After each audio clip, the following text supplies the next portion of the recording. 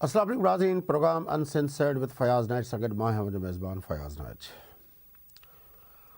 नाज़रीन, पाकिस्तान में चूंडूं आहिनि ऐं इन वक़्तु पाकिस्तान में सियासी पार्टियुनि जा जेके सरबराह आहिनि असूली तौर ते उन्हनि खे पंहिंजी इलेक्शन कैंपेन हलाइणु घुरिजे, पर असां ॾिसूं था त पाकिस्तान पीपल्स पार्टी जे चेयरमैन बिलावल भुट्टो ज़रदारी साहिब खां सवाइ ऐं मजमूई तौर ते मुल्क जे अंदरि ॿिनि पॉलिटिकल पार्टीज़ जी जेका क़यादत आहे उहा चूंड सरगर्मी जे हवाले सां अवाम वटि वेंदे नज़र कान पई अचे। इहो मौज़ू बि अॼोके प्रोग्राम में डिस्कस कंदासूं, पर उनखां बि वॾी हैरत अंगेज़ ॻाल्हि इहा थी आहे त जमियत उलमा इस्लाम जो सरबराह मौलाना फज़ल रहमान हिन अहिड़े सीज़न में चूंडुनि खां अॻु अफ़गानिस्तान जे दौरे ते हलिया विया आहिनि। अफ़गानिस्तान जे दौरे ते वञण जो मक़सदु छा आहे? हिकिड़ो त ज़ाहिर आहे मुल्क जे अंदरि जेका दहशतगर्दी जो जेको वाधारो आयो आहे, जंहिंजे बारे में सभ खां पहिरें कुझु महीना पहिरें मौलाना फज़ल रहमान साहब इहा ॻाल्हि कई हुई त मुल्क में दहशतगर्दी ऐं सर्दी जे करे चूंडूं मुलतवी कयूं वञनि। इहो मौक़िफ़ मौलाना फज़ल रहमान साहब सभ खां पहिरें ई रखियो हुयो हिन मुल्क में 8 फरवरी जे चूंडुनि खां जो शेड्यूल खां पोइ। मौलाना जो हीउ जेको दौरो आहे उहो छा चूंडुनि खां अॻु मुल्क जे अंदरि जेका दहशतगर्दी आहे उन खां हवाले सां जेको चयो पियो वञे त जेका दहशतगर्दी जे कारवायुनि जे पुठियां TTP ऐं उन सां लाॻापियल जेके जिहादी ग्रुप आहिनि उहे मुलविस आहिनि, छा उन हवाले सां अफ़गानिस्तान ऐं चयो पियो वञे त पाकिस्तान जी हुकूमत जो इहो मौक़िफ़ आहे त उनमें अफ़गान शहरनि जो अंग जेको आहे उहो मुलविस आहे, त छा मौलाना फज़ल रहमान साहब पाकिस्तान जी रियासत जे पारां इहो मौक़िफ़ खणी हुते विया आहिनि या उनजे पुठियां ॿिया कारण आहिनि? उन ते गुफ़्तगू कंदासीं प्रोग्राम जे पहिरें सेगमेंट में। ऐं साईं सोहेल सांगी साहब मुल्क जा सीनियर सहाफ़ी ऐं नामेरा तजनिगार सां गॾु आहिनि। उन सां गॾोगॾु पाकिस्तान जे अंदरि दहशतगर्द ग्रुपनि ऐं तंज़ीमुनि खे ते फोकस कंदड़ ऐं उनखे रिपोर्ट कंदड़ मुल्क जा हिकु ॿिया सीनियर सहाफ़ी ज़ियाउर रहमान साहब सां गॾु आहिनि। अचो त उन गुफ़्तगू खे अॻिते वधायूं। साईं सांगी साहब, तव्हांजे इजाज़त सां ज़ियाउर रहमान साहब का वठूं था शुरुआत में हलवाल। ज़ियाउर रहमान साहब, आपको प्रोग्राम में खुश आमदीद कहते हुए पूछना चाहते हैं कि ये मौलाना फजल रहमान साहब के दौरे के बारे में आपकी इत्तला या आपका तज्जिया क्या है? किस वजह से ये अचानक उसको जाना पड़ा वहाँ? जी फैज साहब, थैंक यू। ये अचानक दौरा नहीं है। इस हवाले से अफगानिस्तान की तालिबान हुकूमत ने उन्हें प्रॉपर दावतनामा दिया था कुछ हफ्ते पहले, जिसमें जो तालिबान के इस्लामाबाद में जो सफ़ीर है शुकेब अहमद, उन्होंने बाकायदा दावतनामा दिया कि अब हमारी क़यादत की इन्विटेशन पर आप काबुल आ जाए और हमारे कायदीन से मिले। तो उसके बाद मौलाना फजल रहमान ने दावतनामा कबूल कर लिया, लेकिन थोड़े खामोश रहे, क्योंकि एक तो उसको अपने फॉर्म भरने थे इंतखाबी अपने बच्चों के भाइयों के। फिर बाद में हम देखते हैं कि मौलाना साहब ने फिर इस हवाले से जो पाकिस्तानी रियासत है उनके लोगों से बातचीत की, वज़ारत ख़ारजा गए, उन्हें ब्रीफिंग दी गई और उन्होंने वहाँ भी एक मतलब यहाँ से भी उन्होंने क्लियरेंस ले ली और वहाँ भी उन्होंने एक चीज़ इंश्योर की कि जब मैं अफगानिस्तान आऊँगा तो मेरे तालिबान के सुप्रीम लीडर हैं मौलाना हेबतुल्लाह अखुंज़ादा, मैं उससे लाज़मी मुलाकात करूँगा।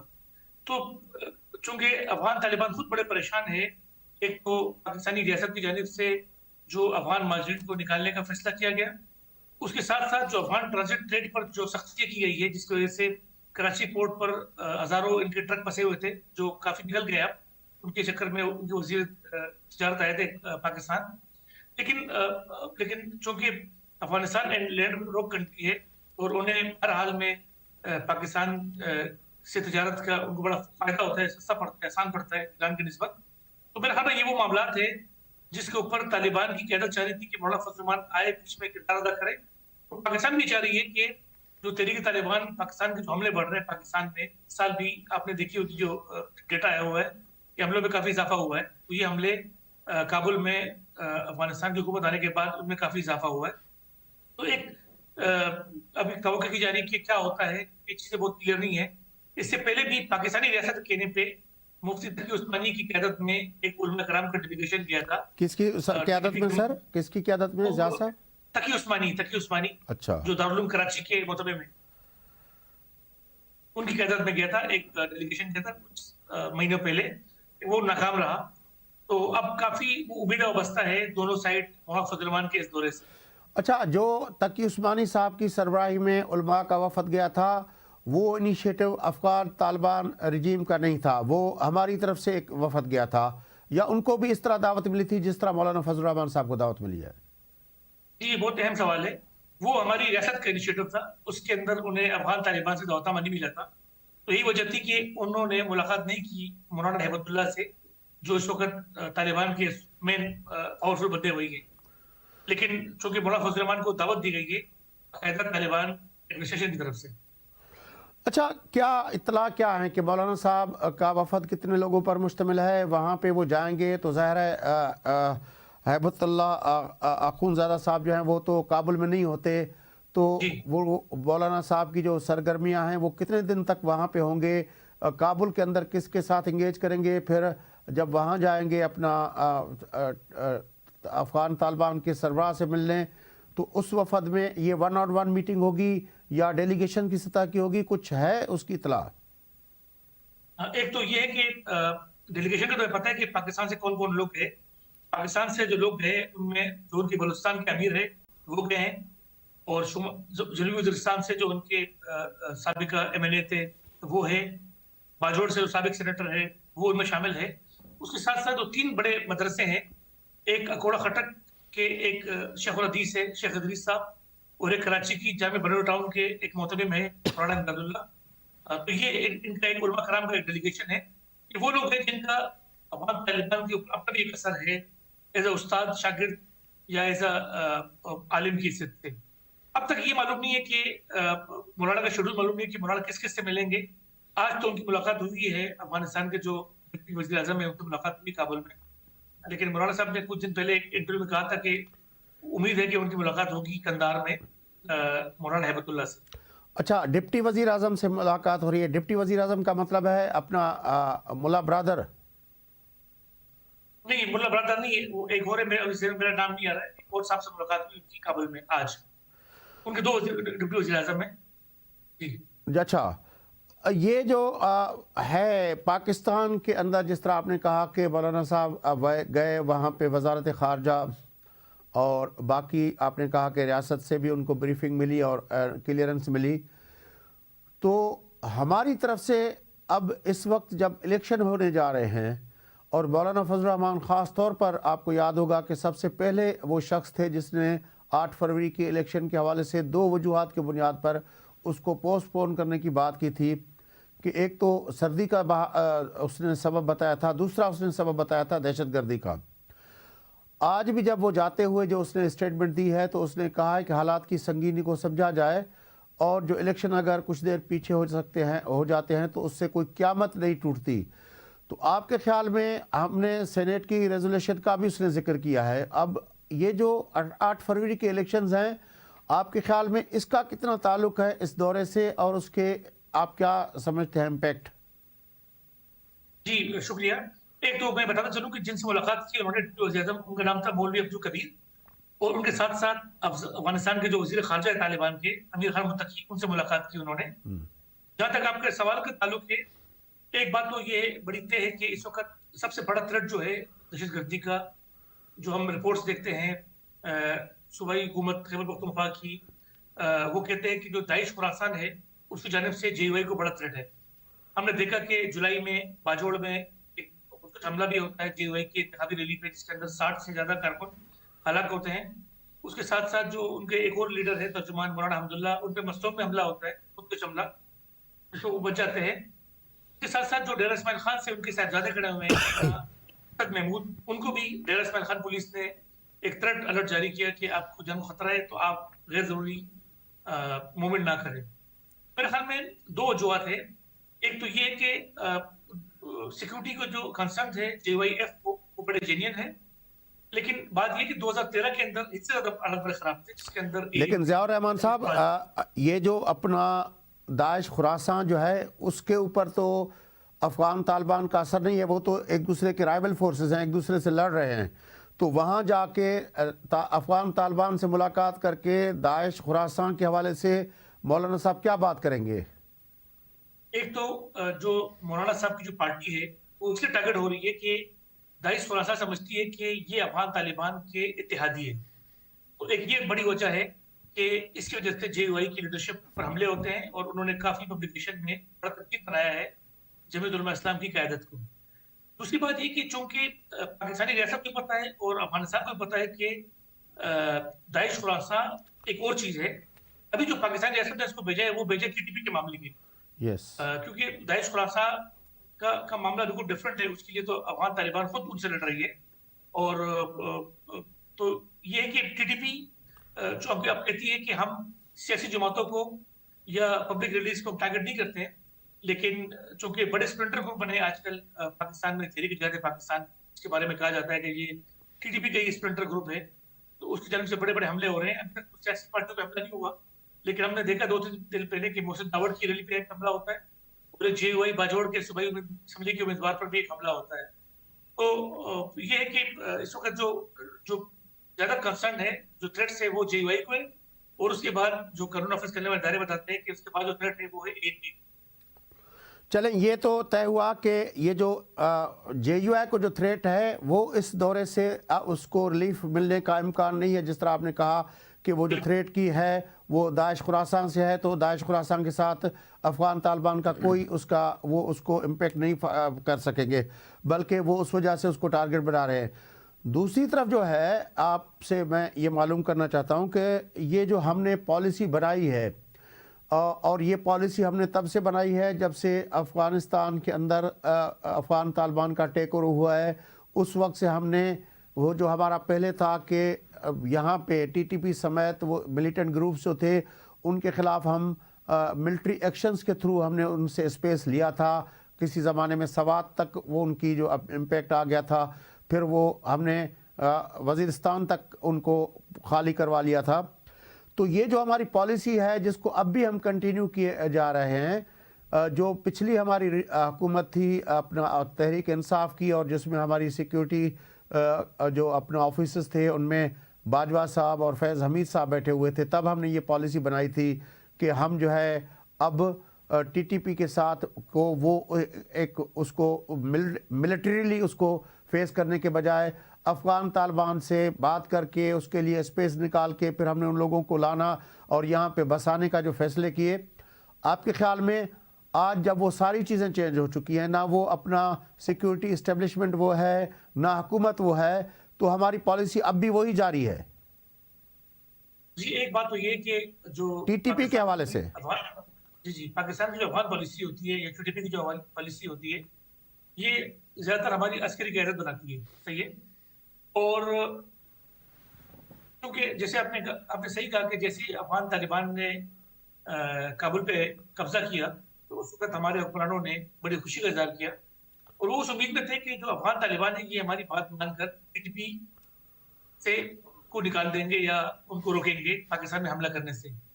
لیکن ہم دیکھتے ہیں کہ ایسا نہیں ہوا, بلکہ اس کے برعکس TTP کافی مضبوط ہوئی, اور جو امریکنز کا چھوڑا ہوا اسلحہ تھا وہ بڑا استعمال ہو رہا ہے پاکستان میں سیکورٹی فورسز پر حملوں میں.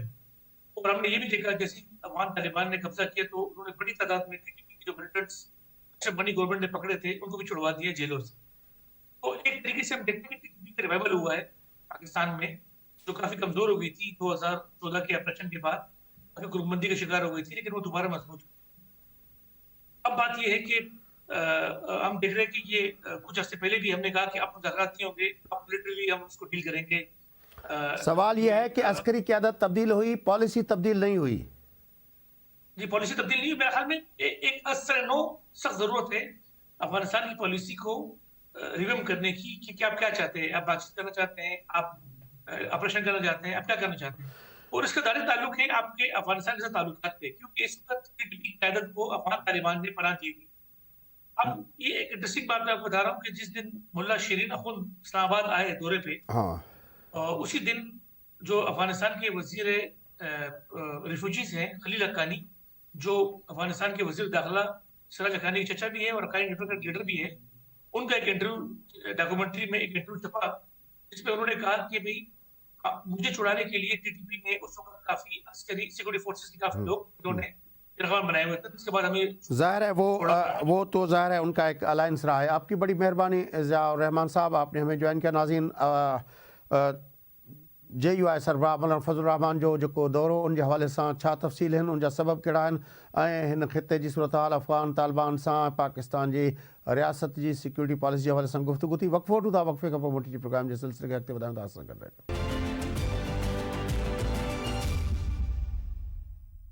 वेलकम बैक नाज़रीन। अचो प्रोग्राम जे सिलसिले खे अॻिते वधायूं, गुफ़्तगू कंदासूं बांग्लादेश जे चूंडुनि जे हवाले सां। हिन सेगमेंट में बांग्लादेश जे अंदरि चूंडूं थियुनि ऐं 12 क़ौमी असेंबली जूं उते चूंडूं थियुनि।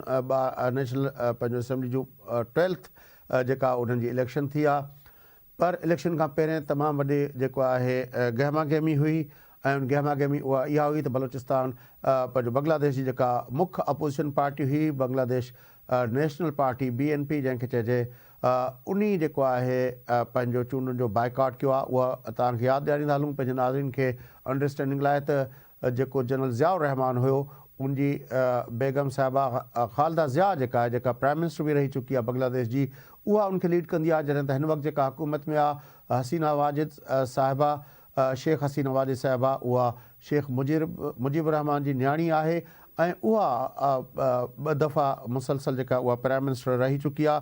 पर जेके चूंडूं थियूं आहिनि उन चूंडुनि जे हवाले सां मुख्य अपोज़िशन पार्टी जेका आहे उन बाइकआउट कयो आहे। उनखां पहिरियों जेको आहे 2 महीना पहिरियों वॾा प्रोसेशन्स बि थिया, वॾा एहतजाज थिया बांग्लादेश जे अंदरि। बहरहाल अॼोके चूंडुनि जे हवाले सां गुफ़्तगू करण लाइ असां ढाका में मौजूदु बांग्लादेश जे सीनियर सहाफ़ी जनाब फैसल महमूद साहब सां राब्तो कयो आहे। छो त फैसल महमूद खां उतां जी अपडेट वठूं था। वेलकम एंड अस्सलाम वालेकुम फैसल महमूद। वालेकुम अस्सलाम। Faisal bhai, I would like to ask the fundamental question: how do the people of Bangladesh, and according to your point of view, see these elections which are held today? Thank you. First of all, I'll be hard pressed to call this a proper election, because this was not a proper election. It was a selection. The fate of this election was long decided before if even the balloting started. Because, consider that in Pakistan, you have 3 major parties. Previously, you used to have like 2 major parties, PPP and Muslim League, and now you have PTI. Now, consider that 2 out of these 3 major parties didn't take part in an election. Then you just can't call it an election. It has to be a selection where the only party that is participating will just distribute the seats. So here, Bangladesh Nationalist Party boycotted and Awami League just took part in the election. So it was always decided that Awami League is going to win. And it happened. But the way it has happened has shown how far this regime would go. Because I can give you one example. Up until 3 p.m. today, the official turnout of the election commission was around 27%. And which is quite high, because I've been visiting centers throughout the day, and in my opinion, the percentage of voter turnout would be more than 15%. But then again, let's consider EC data, that's 27%. After 3 p.m., I visited around 10 centers in Dhaka, and I didn't find any voters. But when the polling closed at around 4 p.m., the chief election commissioner later on said that the total turnout is around 40%. So during the last 1 hour, 13% votes were casted, where I didn't see a single vote. So you understand the quality of the election, right? So it's really hard to call it a proper election. Anyway. What is the viewpoint of the international observers? Because I was watching the news that international observers were invited to supervise these elections. Did any report is been released by international observers? Yes. I attended the conference where foreign observers expressed their opinion about the election. And they said that the election was peaceful and very quiet.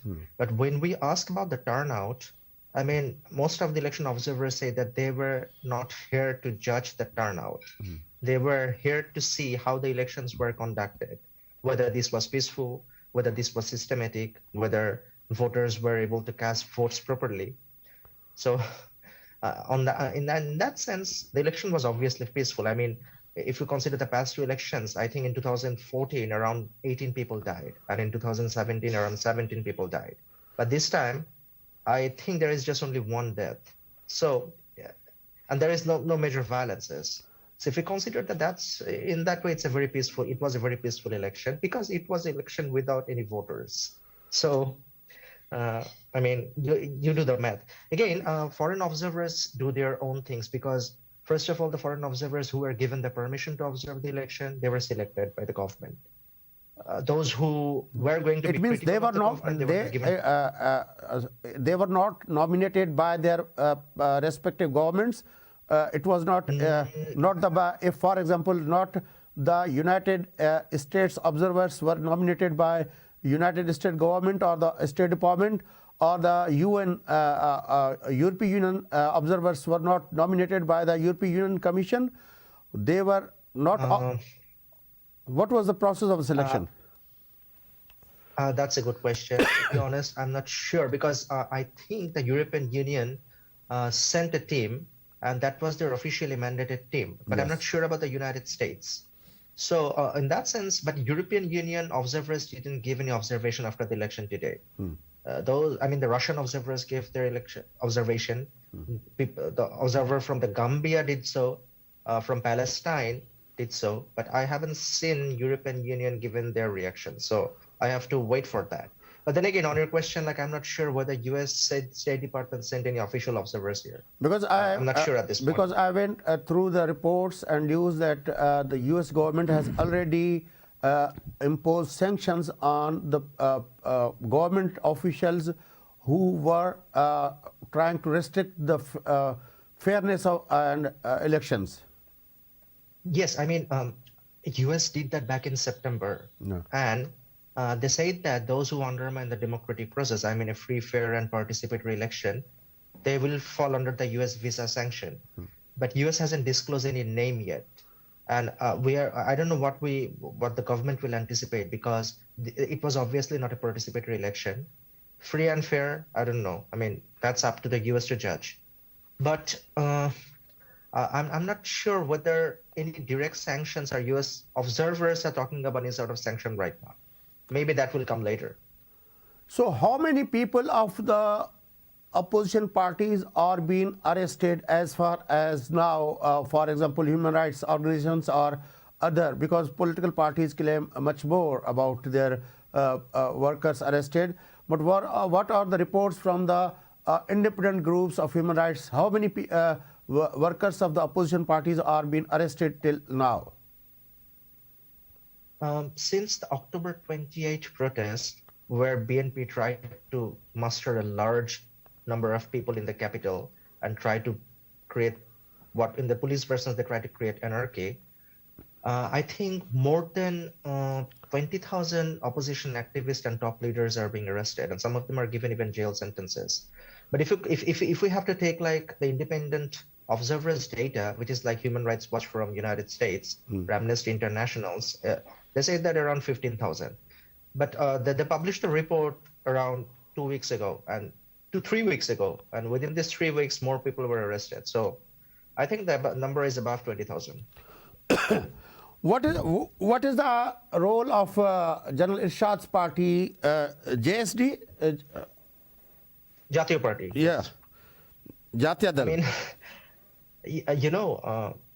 In the last 2018 election, Jatiya Party took part as a part of the alliance of Awami League. So they were an ally of Awami League when they took part in that election. And after election, all of a sudden, they became the opposition, the parliamentary opposition. So it was a massive joke. And when you have your ally in the parliament, like a domesticated opposition, you exactly don't have a proper opposition in the parliament. And I think Jatiya Party was it was considered the fourth most popular party after Awami League, PNP, Jamaat, and then you used to utter the name of Jatiya Party because they have a strong voter base in the northern part of Bangladesh. But I'm pretty sure I can guarantee you, if Jatiya Party fields a candidate on its own without the help of Awami League, it will not get a single constituency in Bangladesh, not even in their northern part. Okay. Let's move forward. Faisal Bhai, what will be the strategy according to your information? The opposition party, BNP, Bangladesh Nationalist Party, will what will be their strategy after these elections? Because as you told us that in October they tried to organize a huge protest in the capital, but it was dispersed by the government forces. So what will be their next strategy after these elections? What they say, what the leadership has announced till yet? You see, most of their top leaders, including the Secretary General, Mirza Fakhrul Islam Alamgir, is still in jail. And the leader, Khaleda Zia, is ailing and she's in hospital for the past 154 days, I guess. But she has a son also. Yes, he is living in London because he has been given more than 15 years of prison sentence, I guess. So he cannot. He is calling the shots from London, but he cannot obviously come here and muster a lot of people and do protest here. But I mean, even though their top leaders are in jail, they have been able to at least continue their activities. Like they even declare hartal, which is like a complete shutdown, including this day. I mean, for the past 48 hours. And even though I didn't see much of their activists or leaders on the road today, only they brought out a small procession during the morning hours. But I think BNP has a lot of support of people. But to be honest, they are being, I mean, their wings are being cut. They cannot fly because most of the leaders are on the run, or either in the jail or on the run, and they're not being able to do any, I would say, massive protest or procession in the past 1 month. So I'm not sure what will be their strategy, because Sheikh Hasina is definitely going to be the prime minister for the 5th time, and there's a great chance that India will definitely congratulate her and accept her government for as it is, and then the Western governments might follow the suit. Russia and China will obviously follow the suit. I've heard what Russian observers said today. He said that it was a completely legitimate election. So when the Hasina government gets the legitimacy from all the powers, then there isn't much to do. I mean, she will sustain for 5 more years, obviously. Well, thank you very much, Faisal bhai, for joining us. Sain Faisal जो गुफ्तगू ते तां का तबसरो वठूं था, पाकिस्तान जे चूंडनि ते बि पोइ ॻाल्हायूं था, वक़फ़ो वठूं था। नाज़रीन, बांग्लादेश जी सूरत हाल जे हवाले सां जेका चूंडूं थियूं आहिनि उन्हनि खे खां पहिरियों मुख़ालिफ़ धुर हुकूमती पार्टी जे विच में जेको मामला हुया ऐं अॼोकी चूंडनि जे बारे में तर्जो तव्हां ॿुधो। ढाका मां बांग्लादेश जे सीनियर सहाफ़ी फैसल महमूद असांखे ॿुधायो। वक़फ़ो वठूं था, वक़फ़े खां पोइ मोटी अची इन मामले ते ऐं पाकिस्तान जे चूंडनि जे मामले ते साईं सोहेल सांगी साहब जो तर्जो तव्हांखे ॿुधायूं था। असां सां गॾु रहिजो।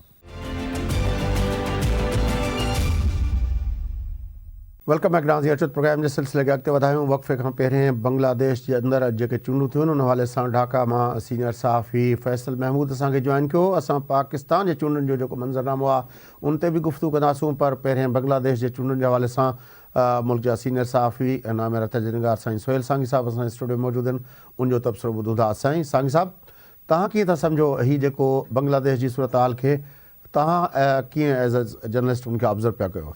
सर, हाणे हसीना शेख इहा 5 दफ़े लाइ मतिलबु हाणे वज़ीर अज़म थियण ॾे वञे पई, 4 टर्म ख़तमु कया आहिनि, त इन जे करे हिकिड़े डिघे अरसे ताईं हुकूमत रही आहे, त उन जे करे हिकिड़ो बट नेचुरल आहे माण्हुनि में हिकिड़ी अनसर्टेनिटी, अनरेस्ट वग़ैरह वग़ैरह, इहो सॼो आहे।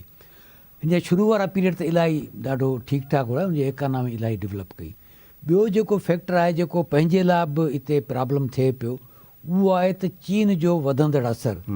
त छा आहे त बांग्लादेश जी हुकूमत हिन खां अॻु में ख़ासि तरह सां जेको शेख हसीना वाजिद जे इन दौर में रहियो आहे, उहो हुनजो स्टांस इलाही सारो जेको बंगाली बि चवनि था त भई इहो प्रो इंडिया आहे, ऐं उहो चाइना हाणे वधीक इन पासे जीअं पाइण वारे पासे करे पियो, हुन पासे बि हुनजो जेको सियासी असरु आहे, मिलिट्रीली असरु आहे, ऐं हुनजी ख़ारजा पॉलिसी ते उन ते असरअंदाज़ थिए पियो। त आउं सम्झां थो त इहो जेको उन ते अफेक्ट थियो आहे उहो आहे। प्लस इहो त जेतिरा माण्हू कढी आया आहिनि रोडनि ते, हूअं त पाण वटि माण्हू चवंदा आहिनि बंगालियुनि खे एहतिजाज करण जो वॾो शौक़ु आहे, त उहे इलाही सारा निकिरंदा आहिनि। पर त उन में हीउ ॾाढो अहम आहे त जेसिताईं को वॾी सारी ॿी का मतिलबु उनजे मुल्क जे अंदरि तोड़े ॿिए भर पासे माना ॿ ॻाल्हियूं टे त हिकिड़ो तव्हां जेको चओ था असांजे मुल्की मंज़रनामे ते इंडिया फैक्टर असांजी फॉरेन पॉलिसी जे हवाले सां असांजी सॼी जेका आहे उनमें इम्पैक्ट विझंदो आहे। उते बि इंडिया फैक्टर जेको आहे बांग्लादेश जे अंदरि अॼु बि विझे पियो। हुते जेको आहे असां वटि हाणे जॾहिं खां असां बल्कि शुरू खां वठी ख़ासि तरह चाइना जी राइज़ खां पोइ असां वटि चाइना जो फैक्टर जेको आहे उहो दुनिया जा जेके सुपर पावर्स आहिनि उहे हिकिड़ा असांजो मुल्कनि में मतिलबु हिकिड़ो चाइना जो इन्फ्लुएंस हलंदो, ॿियो जेको अमेरिका जो इन्फ्लुएंस हलंदो आहे। त तव्हां चओ पिया त उते बि इहो हिंदुस्तान जो फैक्टर बि इम्पैक्ट विझे थो ऐं उतां जे अंदरि उन सां गॾोगॾु चाइना ऐं अमेरिका जो इन्फ्लुएंस बि विझे पियो। इहे सिमिलरिटीज़ आहिनि असांजी उन्हनि जी। बिल्कुलु चाइना जो इन्फ्लुएंस वधे वञे पियो इन करे। चलो भला पाकिस्तान जी चूंडनि ते अचूं था। पाकिस्तान जे चूंडनि जे हवाले सां नाज़रीन तव्हांखे या त आगाही आवाज़ टीवी जे बुलेटिन्स मां मिली चुकी हूंदी ऐं पाकिस्तान ज़ाहिर सॼी मीडिया उनखे हलाए पई त इलेक्शन कमीशन जा सेक्रेटरी साहब जेके आहिनि उन्हनि इस्तीफ़ा ॾिनी आहे ऐं उहे बीमार थी पिया आहिनि। पर इलेक्शन कमीशन जे पारां अॼु वज़ाहत कई वई आहे त इलेक्शन कमीशन फुली फंक्शनल आहे ऐं उन हवाले सां कुझु न थींदो ऐं उनजे कमनि में का बि रुकावट न आहे। पर उन सां गॾोगॾु असां ॾिसूं था पिया त जेको असांजो निगरां वज़ीर आहे मुर्तज़ा सोलंकी साहब इंफॉर्मेशन मिनिस्टर जेको आहे उन्ही जो चवणु इहो आहे त चूंडूं जेको आहे उहो पंहिंजो मुल्क में ख़तरा वॾा आहिनि पर चूंडूं थी सघनि थियूं 8 फरवरी ते। मतिलबु आहे त उहो जेको सुप्रीम कोर्ट जेको हिकिड़ो जेको बाक़ाइदा जंहिं इस्तेहकाम सां जंहिं मज़बूती सां जेको आहे क्लियरिटी सां जेको मैसेज ॾिनो मुर्तज़ा सोलंकी साहब निगरां हुकूमत जे पारां उन क्लियरिटी सां मैसेज न पिया ॾियनि। पाकिस्तान मुस्लिम लीग नून जे पारां इहा अनाउंसमेंट अॼु थी आहे त 15 या 16 तारीख़ ते हू पंहिंजे इलेक्शन मैनिफेस्टो जो मंशूर जो ऐलान कंदा। पर ॿिए कंहिं बि पार्टी जे पारां फज़ल रहमान साहब जे बारे में तव्हांखे अॼु ॿुधायोसीं हू चूंडुनि जो मंशूर जो ऐलान करणु या उम्मीदवारनि जो ऐलान करणु या जेको आहे पंहिंजो रैलीज़ जो ऐलान करण खां बजाए हू हलिया विया आहिनि अफ़गानिस्तान जे अंदरि। PTI जी त का ख़बर नथी पए, हुननि जी रड़ ते रड़ आहे त भई असांखे जेको आहे लेवल प्लेइंग फील्ड न आहे अञा उन्हनि खे न को उहा एज़ अ पार्टी हाणे रजिस्टर बि उनजी जेका हैसियत आहे उहा न रही आहे। उहो त हिकिड़े ॿिए उन में आहिनि उहे जेके माण्हू हूंदा उहे आज़ादु उम्मीदवार जी हैसियत में चूंडूं विढ़ंदा। पर बहरहाल उते बि उन्हनि जा पंहिंजा मामला आहिनि।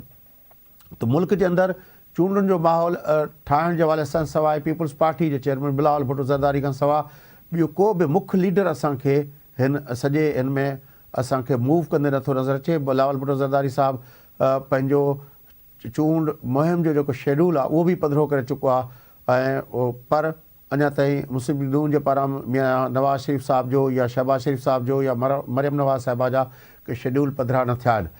त हीअ जेके असां वटि इहा सेनेट जो ऐं पंहिंजो रेज़ोल्यूशन उन खां पोइ मुर्तज़ा सोलंकी साहब जो बयानु उन खां पोइ असांजे इलेक्शन कमीशन जे सेक्रेटरी जो बीमार थियणु ऐं उन खां पोइ हीअ जेके सूरत हाल आहे उन ते पंहिंजो साईं सोहेल सांगी साहब खे गुज़ारिश कंदासूं त उहे पंहिंजो तजुर्बो ॿुधाइनि त हीअ छा थियणु पियो वञे। साईं पहिरीं ॻाल्हि इहा आहे त इन मौलाना साहब जेको अफ़गानिस्तान वियो आहे उन लाइ त हुन हिकिड़ी वधीक पंहिंजे लाइ स्पेस ठाहे वरिती आहे ऐं जेके मक़सदु खणी वियो आहे 2 टे तव्हां जेको ज़ियाब ॿुधाए पे तव्हां डिस्कस कयासीं पे जेसि ताईं इन ॻाल्हि जो तालुकात भई हीअ जेको नवाज़ लीग मुस्लिम लीग नून उन्हनि त अञा ताईं पंहिंजे कैंडिडेट्स जो बि ऐलान न कयो आहे।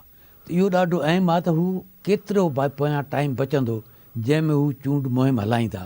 कैंडिडेट जो ऐलान थियनि ख़ुदि उन जे बारे में इलाही सारा उनजे अंदरि इख़्तिलाफ़ आहिनि। उनजा हिकिड़ा इख़्तिलाफ़ त उहे आहिनि जेके पार्टी जे कहिड़े कैंडिडेट खे खणे उन जा आहिनि बल्कि के धुरियूं त इहे बि चवनि पियूं त ख़ुदि इन हवाले सां इन जी विदिन शरीफ़ फैमिली उहे बि जेके आहिनि से कुझु इख़्तिलाफ़ आहिनि।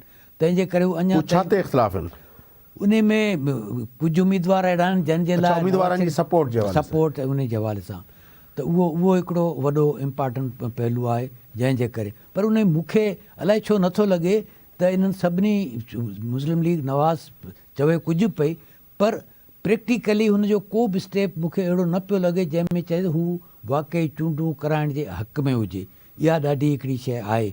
ॿिए तरफ़ जेतिरो ज़ोर सां बिलाल भुट्टो ज़रदारी चवे पियो जी मुहिम पियो हलाए उन हवाले सां लॻे थो सिर्फ़ु अकेली पार्टी आहे जेका चूंड हलाइणु चाहे थी बल्कि चूंडूं कराइण में वधीक दिलचस्पी रखे थी। त इहा हिकिड़ी ॿी उन्हनि जी जेको पासो थिए थो उहो ॾाढो अहम आहे। ऐं इन मुस्लिम लीग नून जेको आहे उन में मंशूर वारी ॻाल्हि, उन जो चूंडुनि जो उहो सॼो जेको उमेदवारनि जो तइ न थियणु, प्लस इहो त चूंड मुहिम जो शुरू थियणु, इहे टे ई चारि ई पासा रहियल आहिनि। उन नतीजे में मतिलबु मुल्क जे अंदरि बि को चूंड माहौल नथो थिए। मथां वरी इन्हनि सभिनी जेके गैर यकीनी ॻाल्हियूं ऐं सूरत हाल, उन में इलेक्शन कमीशन जे सेक्रेटरी जो बीमार थियणु ऐं हुनजो मोकल ते वञणु, उहो आहे। हू बज़ाहिर त इहो आहे त इहो सेक्रेटरी जेको आहे उहो ब्यूरोक्रेट हूंदो आहे ऐं उहो बदिली थी वेंदो आहे या उन जी जाइ ते ॿियो को रिप्लेस करे वठंदो आहे, पर उहो इन कंटिन्यूटी जे लाइ ॾाढो इम्पॉर्टेंट हूंदो आहे। हिकिड़े अहिड़े मरहले ते कंहिं हिकिड़े अहम ज़िम्मेदार माण्हू जो उहो उतां खां पासीरो रहणु, उहो इन ॻाल्हि खे वधीक हथी ॾींदो। हू खणी वाक़ई बीमार थियो हुजे या बीमार खणी न थियो हुजे, बहानो बि थी सघे थो, पर इहो इन सॼे उन उफ़ान खे वधीक हथु ॾींदो त चूंडूं जेके से गैर यकीनी थियनि पियूं। मुंहिंजो ख़्यालु आहे त जेकॾहिं चूंडूं थियनि पियूं, मुर्तज़ा सोलंगी वारी ॻाल्हि थी बि सघंदियूं त पोइ इहो बिना कंहिं टेम्पो जे थींदियूं, जंहिंमें घटि में घटि पार्टिसिपेशन माण्हुनि जी थिए, त इन सूरत हाल बि थींदियूं ऐं उन जे करे को माण्हुनि जी जेका थींदी आहे न त पार्टिसिपेशन ऐं सियासी पार्टियूं माण्हुनि वटि वञनि, लो टर्नआउट, त उहो जॾहिं थींदो त पोइ मंशूर जी इन्हनि शयुनि जी ज़रूरत ई कोन्ह पवंदी, छाकाणि जो मंशूर ॾींदो, माण्हू वेंदो, उन्हनि सां वाइदा करणा पवंदा, उन्हनि जी वरी सुभाणे सोशल ऐं पॉलिटिकल ऑडिट थींदी, त उन सॼे खां इहे सभई बची पवंदा। नतीजे में जेको आहे सो हिकिड़ी अहिड़ी पार्लियामेंट ईंदी जंहिं वटि बेसिकली त अवाम जे तरफ़ां सवाइ वोट ॾियण जे बाक़ी को वादो या मैंडेट न हूंदो। वॾी महिरबानी सोहेल सांगी साहब, तव्हां असांखे जॉइन कयो। नाज़रीन, गुफ़्तगू तव्हां ॿुधी सां गॾु प्रोग्राम जो वक़्तु पूरो थिए थो। पंहिंजे मेज़बान फयाज़ नाइच ऐं साईं सोहेल सांगी साहब जेके असांजे जेको प्रोग्राम जा पैनलिस्ट आहिनि, उन सां गॾु असांखे इजाज़त ॾींदा। सदाईं गॾु।